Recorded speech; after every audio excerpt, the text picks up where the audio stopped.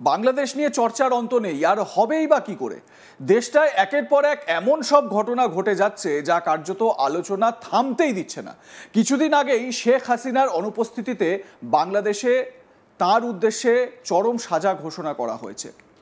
এমনকি শেখ হাসিনাকে তাদের হাতে তুলে দেওয়ার জন্য ভারতের কাছে চিঠি লিখে দাবিও জানিয়েছে বাংলাদেশ। এবার ফের হাসিনার বিরুদ্ধে সাজা ঘোষণা। আর শুধু হাসিনাই নন, তার ছেলে ও মেয়ের উদ্দেশ্যেও ঘোষণা হলো সাজা। ঢাকার পূর্বাচলে নতুন শহর প্রকল্পে জমি বা প্লট বরাদ্দ নিয়ে দুর্নীতির অভিযোগ উঠেছিল শেখ হাসিনা, তার ছেলে সজীব ওয়াজেদ জয় ও মেয়ে সাইমা ওয়াজেদ পুতুলের বিরুদ্ধে। সেই মামলায় 3 জনকেই সাজা দিল আদালত। 21 বছরের কারাদণ্ডের সাজা হলো শেখ হাসিনার। বৃহস্পতিবার ঢাকার 5 নম্বর বিশেষ জাজ আদালতে হাসিনা ও তার পুত্রকন্যাকে জমি দুর্নীতি মামলায় দোষী সাব্যস্ত করে কারাদণ্ডের সাজা দেওয়া হয়। বাংলাদেশি সংবাদ মাধ্যম রিপোর্ট অনুযায়ী প্লট দুর্নীতি নিয়ে শেখ হাসিনার বিরুদ্ধে 3টি মামলা ছিল। 3টি মামলাতেই 7 বছর করে মোট 21 বছর কারাদণ্ডের সাজা দেওয়া হয়েছে তাকে। অন্যদিকে হাসিনা পুত্র সজীব ওয়াজেদ জয়কে একটি মামলায় 5 বছরের কারাদণ্ড এবং 1 লক্ষ টাকা জরিমানা করা হয়েছে। আর অপর একটি মামলায় 5 বছরের কারাদণ্ডের সাজা দেওয়া হয়েছে হাসিনার কন্যা পুতুলকেও। 3টি পৃথক মামলায় মোট আসামির সংখ্যা 47।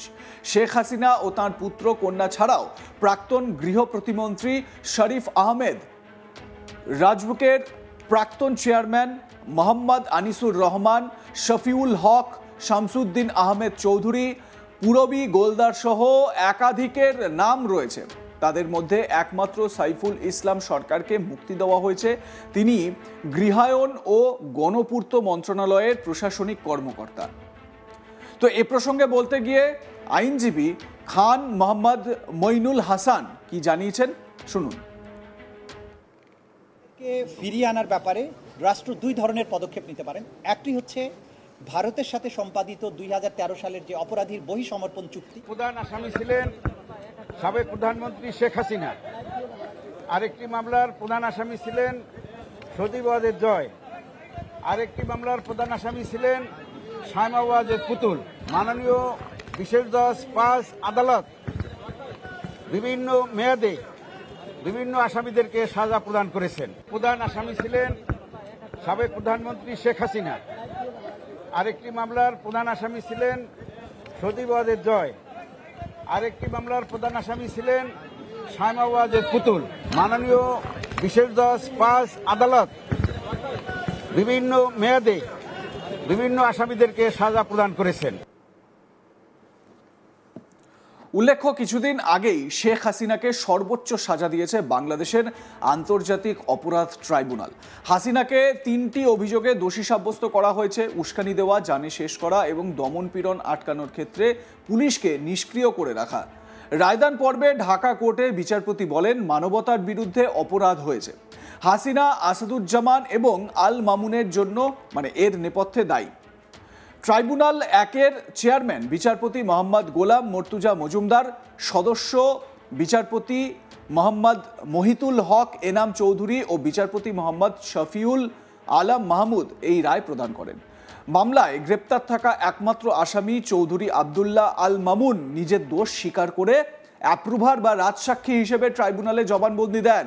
এই মামলার শুনানিতে প্রসিকিউশন একাধিকবার বলে, শেখ হাসিনা ছিলেন জুলাই গণ অভ্যুত্থানের সময় সংগঠিত মানবতা বিরোধী সব ধরনের অপরাধের মাস্টারমাইন্ড, সুপিরিয়র কমান্ডার। এই নিয়ে বাংলাদেশের এক আইনজীবী বলেন, হাসিনা ফিরে এলে তাকে সাজা দেওয়া হবে। এছাড়াও ইন্টারপোলের মাধ্যমে ফিরিয়ে আনা যেতে পারে হাসিনাকে। তো এ প্রসঙ্গে সেই আইনজীবী কি বলেছিলেন একবার শোনাবো তার বক্তব্যটাও। তাদেরকে ফিরিয়ে আনার ব্যাপারে রাষ্ট্র 2 ধরনের পদক্ষেপ নিতে পারেন। একটি হচ্ছে ভারতের সাথে সম্পাদিত 2013 সালের যে অপরাধীর বহিঃসমর্পণ চুক্তি, অর্থাৎ এক্সট্রাডিশন ট্রিটি 2013, সেই চুক্তি অনুযায়ী আমাদের এখানে যেহেতু মানবতা বিরোধী অপরাধের দায়ে তারা সাজাপ্রাপ্ত হয়েছেন, তাদেরকে বাংলাদেশ ভারত সরকারের কাছে ফেরত চাইবে এবং ভারত সরকার যদি আইনের শাসন, ন্যায় বিচারের প্রতি শ্রদ্ধাশীল হয়, তারা সেই আসামিদেরকে ফেরত প্রদান করবেন এবং তাদেরকে বাংলাদেশে ফেরত আনার মাধ্যমে তাদের উপরে যে সাজা দেওয়া হয়েছে সেটা কার্যকর করা যাবে। দ্বিতীয় যে প্রক্রিয়া আছে সেটি হচ্ছে যে ইন্টারপোলের মাধ্যমে, যেহেতু একটি বাংলাদেশের একটা ট্রাইব্যুনাল থেকে, উপযুক্ত আদালতের থেকে তাদের মৃত্যুদণ্ড প্রদান করা হয়েছে। তাদেরকে ইন্টারপোলের মাধ্যমে গ্রেপ্তার করে বাংলাদেশে এনে সেই সাজা কার্যকর করা যেতে পারে। এই ব্যাপারে বাংলাদেশের স্বরাষ্ট্র মন্ত্রণালয়, পররাষ্ট্র মন্ত্রণালয় সম্মিলিতভাবে প্রয়োজনীয় ব্যবস্থা গ্রহণ করবেন। তো সারা রাত ধরে আমাদের সকল বিজ্ঞ প্রসিকিউটরগণের নাম্বারে বিদেশ থেকে, অধিকাংশই ভারতীয় নাম্বার থেকে তাদেরকে টেলিফোনে কল করা হয়েছে। তাদের নানান ধরনের গালাগালি, অশ্লীল কথাবার্তা বলা হয়েছে, গালাগালি করা হয়েছে। এগুলোকে আমরা খুব একটা আমলে নেই না, কারণ একজন অপরাধী যখন বুঝতে পারে যে সে অপরাধ করেছে এবং তার সাজা অত্যাসন্ন, তো তখন সে তার এই জাতীয় আচরণ তার অপরাধ প্রবণতাকে নির্দেশ করে। এগুলোকে আমরা আমলে নিচ্ছি না। অপরাধীরা তাদের চরিত্রই প্রকাশ করছে, কিন্তু তাদের এই সমস্ত দম্ভ, হুমকি, বাংলাদেশের মানুষকে ন্যায় বিচার প্রাপ্তির জন্য তাদের যে আকাঙ্ক্ষা, ন্যায় বিচার প্রাপ্তির জন্য তাদের যে প্রচেষ্টা, এখান থেকে কোনো অবস্থায় এক চুলো হটাতে পারবে না। বাংলাদেশের তরফে যে শেখ হাসিনাকে প্রত্যর্পণের জন্য ভারতের কাছে দরবার করা হয়েছে বা আবেদন করা হয়েছে, সেটা ভারতের তরফ থেকে স্বীকার করা হয়েছে।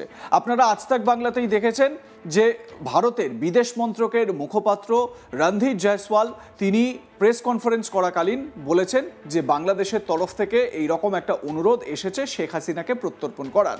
তারপর রণধীর জয়সওয়াল বলেন যে বাংলাদেশের মানুষের যে ইন্টারেস্ট, সেই ইন্টারেস্টের জন্য ভারত প্রতিশ্রুতিবদ্ধ। বিশেষ করে এই কথাগুলো খুব ইম্পর্টেন্ট, তিনি যেটা বলেছেন সেটা হচ্ছে গিয়ে বাংলাদেশে শান্তি, স্থিতিশীলতা, গণতন্ত্র রক্ষার ক্ষেত্রে ভারত প্রতিশ্রুতিবদ্ধ। এই কথাগুলোর মধ্যে অনেক কিছুর ব্যাখ্যা কিন্তু চলে এলো।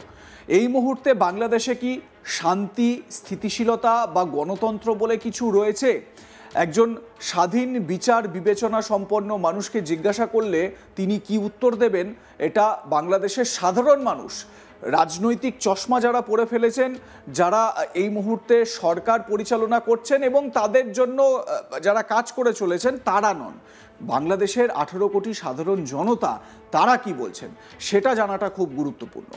এদিকে শেখ হাসিনার যে সর্বোচ্চ সাজা, সেই সাজার পর তার ছেলে এবং মেয়ে এবং শেখ হাসিনা সমেত তার ছেলে এবং মেয়েকেও প্লট দুর্নীতিকাণ্ডে সাজা ঘোষণা করা হলো। ঢাকার পূর্বাচলে নতুন শহর প্রকল্পে জমি বা প্লট বরাদ্দ নিয়ে দুর্নীতির অভিযোগ উঠেছিল শেখ হাসিনা, তার ছেলে সজীব ওয়াজেদ জয় ও মেয়ে সাইমা ওয়াজেদ পুতুলের বিরুদ্ধে। সেই মামলায় 3 জনকেই সাজা দিল আদালত। 21 বছরের কারাদণ্ডের সাজা হলো শেখ হাসিনার। বৃহস্পতিবার ঢাকার 5 নম্বর বিশেষ জাজ আদালতে হাসিনা ও তার পুত্র কন্যাকে জমি দুর্নীতি মামলায় দোষী সাব্যস্ত করে কারাদণ্ডের সাজা দেওয়া হয়। বাংলাদেশি সংবাদ মাধ্যমের রিপোর্ট অনুযায়ী প্লট দুর্নীতি নিয়ে শেখ হাসিনার বিরুদ্ধে 3টি মামলা ছিল। 3টি মামলাতেই 7 বছর করে মোট 21 বছর কারাদণ্ডের সাজা দেওয়া হয়েছে তাকে। অন্যদিকে হাসিনা পুত্র সজীব ওয়াজেদ জয়কে একটি মামলায় 5 বছরের কারাদণ্ড এবং 1 লক্ষ টাকা জরিমানা করা হয়েছে। অপর মামলায় 5 বছরের কারাদণ্ডের সাজা দেওয়া হয়েছে হাসিনার কন্যা পুতুলকেও। লাইক, কমেন্ট, শেয়ার করতে ভুলবেন না। দেখতে থাকুন আজ তাক বাংলা। সাবস্ক্রাইব করুন আমাদের ইউটিউব চ্যানেলটি, বেল আইকন প্রেস করুন নোটিফিকেশন পেতে।